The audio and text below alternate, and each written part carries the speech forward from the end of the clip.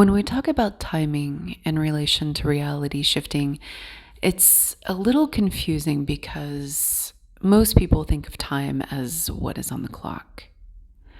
But there is another sense of timing that is deep, deep within our being that resonates and vibrates with its own intuitive linkage that we kind of feel when we're supposed to be somewhere or when we're not supposed to get on that train that is going to the World Trade Center that day.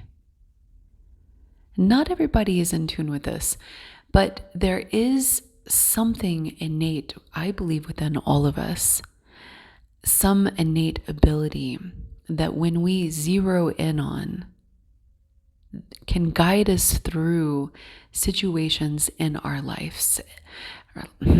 Life, if you're in binary consciousness, and lives, if you're in quantum consciousness. I go back and forth because I have listeners across the board, and often those that are upgrading to quantum consciousness will shift back and forth. And so sometimes I'll talk from different perspectives. And that was one of those moments. And so we have within us an innate sense of this destiny map. And I reference this in the recordings, actually in a couple of recordings, but in A Date with Destiny. I'm talking about it a little more in depth here, and also the intuition of neuroscience in that recording as well. We have a sense when we're in tune, when we're receptive enough, of where to go and where to be and where not to be. And this is what I want to highlight for us tonight, to really pay attention to. Because when we're reality shifting, sometimes, if you're like me, you get really excited about it. And you're like, I'm going to go to this, I'm going to go to that. And sometimes I just found myself exploring for the sake of exploring because it was like a rodeo and a space exploring rodeo. And I loved it, you know? Now I'm much more grounded and anchored into one baseline reality that is shifting. I have a lifeline that is shifting, but I'm not actively exploring multiple variety, different reality lifelines. But when I did, it was a sense of sometimes losing sight of my why and just doing it for the sake of doing it, which on the surface seems like it would be harmless, right? But sometimes it isn't. And sometimes there's a lock or a break on your ability to shift because of this timing issue, which is why I want to spend some time talking about it. Because when we're so hyper-focused on the goal of reality shifting, or even just without a goal and just exploring and being in flow, sometimes there's an active energy that disconnects us from that sense of that internal timing and that intuition. And very often the emails that I get are usually about problems shifting, which makes sense, right? And sometimes the problem is not really a problem. The problem is the idea that you're always supposed to shift just because you want to shift. And in realities, it doesn't quite work there, but sometimes you're meant to be in a certain reality layer and you are locked in. You're tethered in, either you have a soul contract or a pattern that is active, karma that is active. It could be negative, it could be positive, it could be neutral. You could have a date with destiny. And it could also not be the right time. And so what I found is that if you try to go too fast, and very often I try to go too fast, I'm always rushing. At least I used to be. Latin America has really helped out with this. Now I'm only rushing most of the time. I'm not rushing all of the time. But when I was in the United States, it was just like, go, go, go, go, go, go, go. You know, it's a different energy signature. And as a result, you're always trying to get somewhere. You're trying to get to the next thing. You're trying to get to the next goal. You're trying to get to the next reality layer.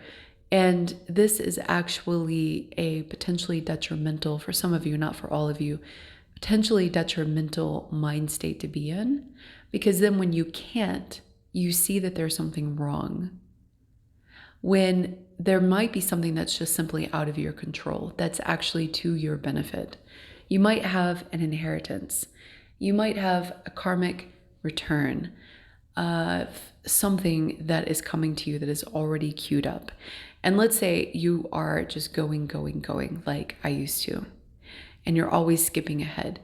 Then that material wealth that is trying to get to the main goal, right? If that is your main goal, there's many goals. You could be meeting a love interest. You could be getting to a different job opportunity. You could be finding your purpose. A lot of people are looking for wealth, and that's an easy one to think about. And so imagine this trail of money that is trying to get to you, right? And I'm looking at a wall that's painted in vertical stripes. One stripe to the left is white. The next one is gold. The next one is white, gold, white, gold, white, gold. And I'm imagining that you're starting on the very far right where it's the gold band, right? And you are reality shifting, and you're reality shifting very, very quickly. So you're like hop, skip, hop, skip, hop, skip, hop, leap, whoop, skip, just for the sake of doing it, right? Meanwhile, your money that's trying to get to you is slowly hop, skip. And so what happens is you create this vacuum of space-time distance. It's not quite a vacuum, but you create a void.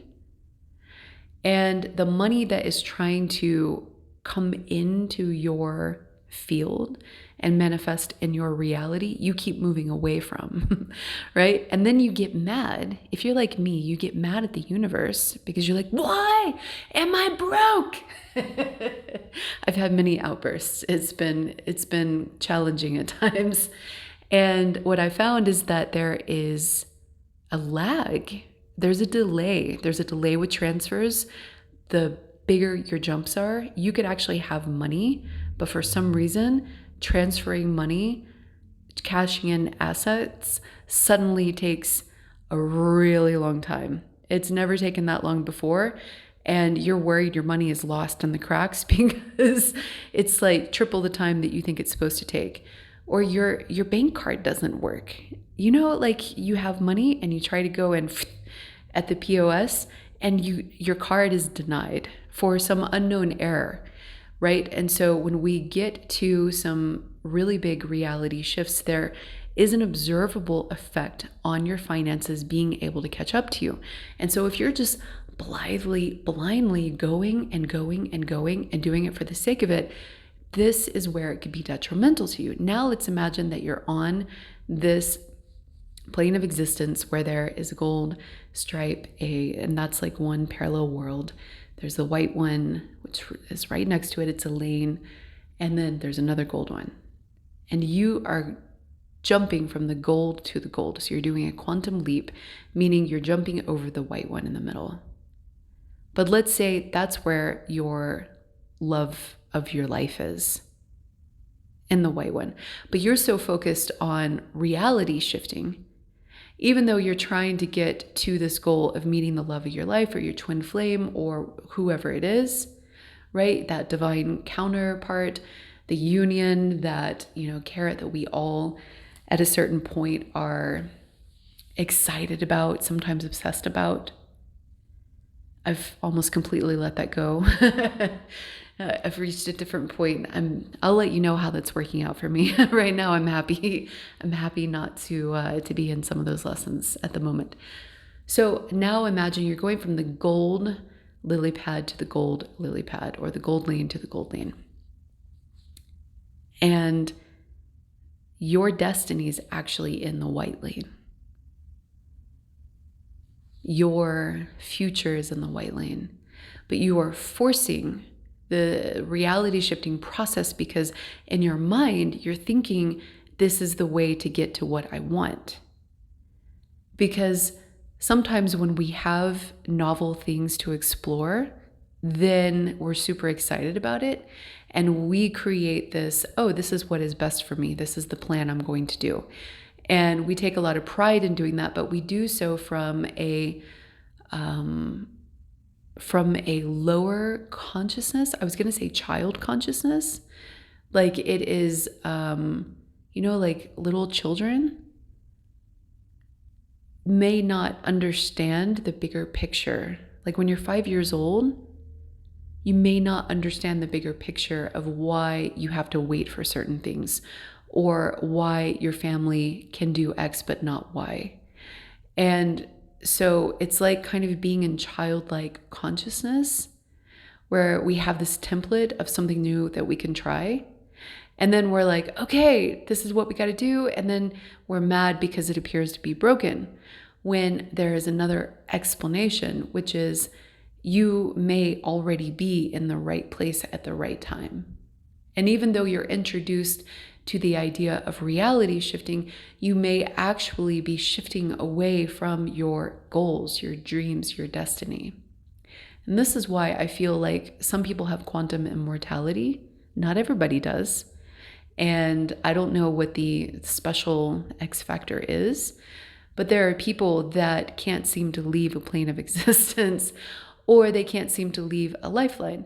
And I really believe that it relates to getting to a destiny. Because when we have these agreements, and your opinion may vary, that's totally fine, there are sometimes slots that are reserved in society. Let's say you're supposed to be the next president. Let's say you're supposed to be an intergalactic diplomat, right? Let's say you're supposed to be a Mars colonizer, or you're supposed to start up a business that brings in something really, really revolutionarily amazing for society. You are the next, insert your favorite superhero or supervillain. Maybe some of you are on the villain tracks. I don't know. I'm not so fond of the villain tracks myself, but there are those that apparently are into it. And so there's a purpose that is beyond just your life, right? Maybe you're supposed to be a teacher and you're supposed to bring up people in society, and there's a slot saved for you. And I do believe that there are redundancies, so there's no pressure.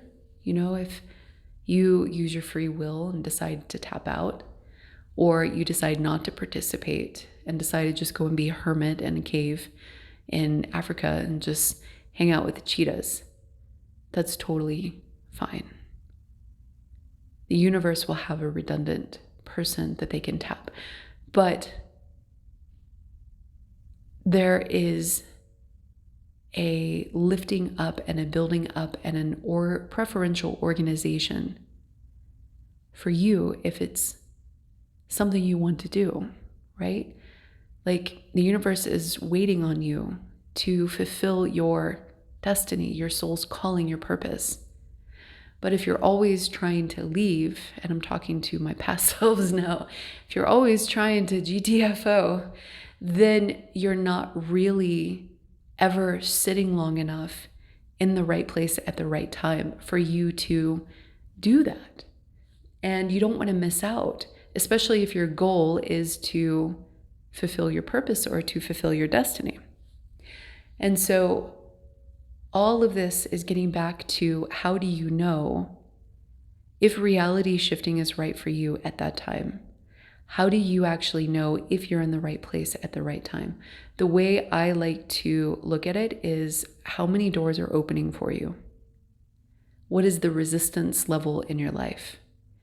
When doors are closing, those are usually realities that you do need a GTFO out of. And in my experience, and especially with coaching gifted clients that are going through major breakups and being neurodivergent, especially gifted, means that breakups are really, really hard for you. They're brutal for so many reasons that people don't talk about. And depending on your gifted pathology, it can just be a nightmare in of itself. And so when in situations like that, when the doors are starting to close, and I see this with the clients, the gifted clients, oftentimes they're holding on, trying to force doors to stay open when they're trying to close. And those are really great if they were open to reality shifting. And in that type of coaching, I don't always teach reality shifting. and so that would be a great time for you if you're noticing like you think you're going to get fired, or you're getting locked out of your house, or you're going through breakups and all of your friends are turning against you. Those are really good indications that the reality layer that you're in is not one that you're meant to stay in. And it's like you're living in a city and the city no longer feels right to you, and everybody's kind of aggressive, and you have this opportunity to go to, I don't know, some other place. Your friend is like, hey man, what's up? Why don't you come and stay with me? And then we'll hook you up with a job or whatever. That's a sign of an open door.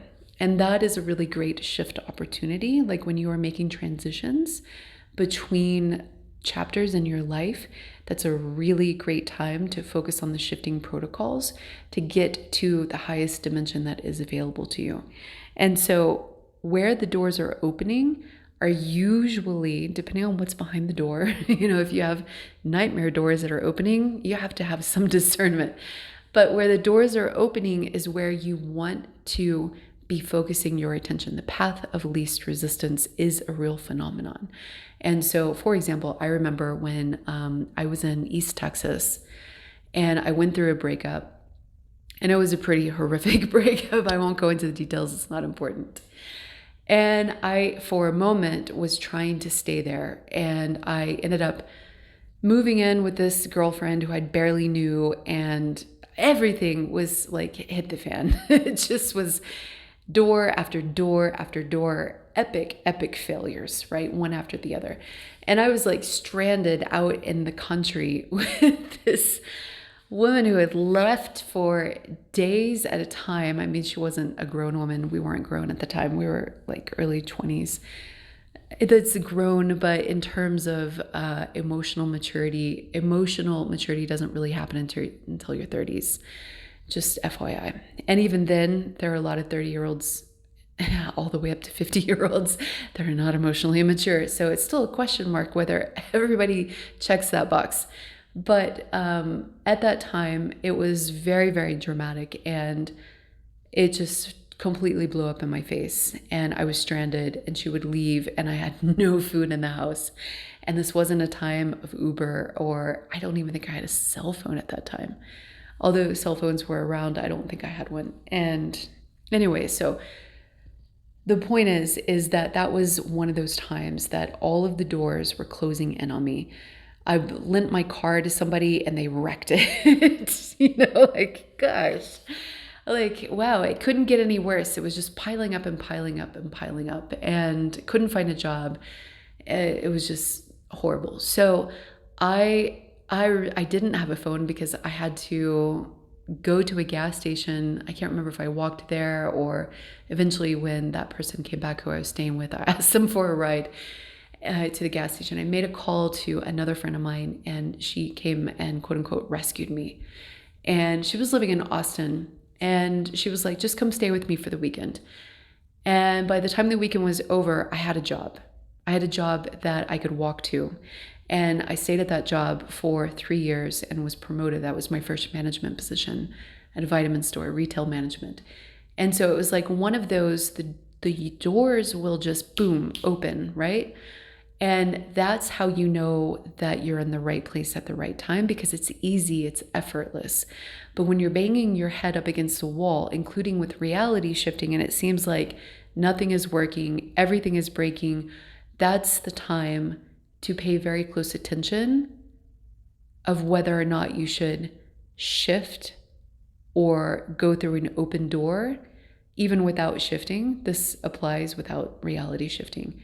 Find the path of the least resistance, because that's where this timing is. Right place, right time. You want to, like those magical things, like you bump into somebody at a party and they're like, oh yeah, I know so-and-so and I can introduce you. And then maybe, and then you get a job, or you meet the next love of your life. And so you want to be cognizant of feeling out the timing of things, and not just jumping around just for the sake of jumping around, but really feeling, are you in the right place at the right time? And really trusting that if you're stuck, maybe it's because there's a door, a very, very important door that is waiting to either be revealed to you or opened by you. Because sometimes we have opportunities right in front of our face, but we're like, oh, I'll get back with them later. And then we forget about it, right? And so that's why being in tune with that intuition, when you get that little nudge as you're falling asleep, especially as you're falling asleep or as you're waking up, those are really great times to pay attention to what your nudges are. And so as you're falling asleep, if you're like, oh, I really need to reply to that email. I really need to get back to that person. Those are little priority indicators that your subconscious, your intuition is trying to nudge you.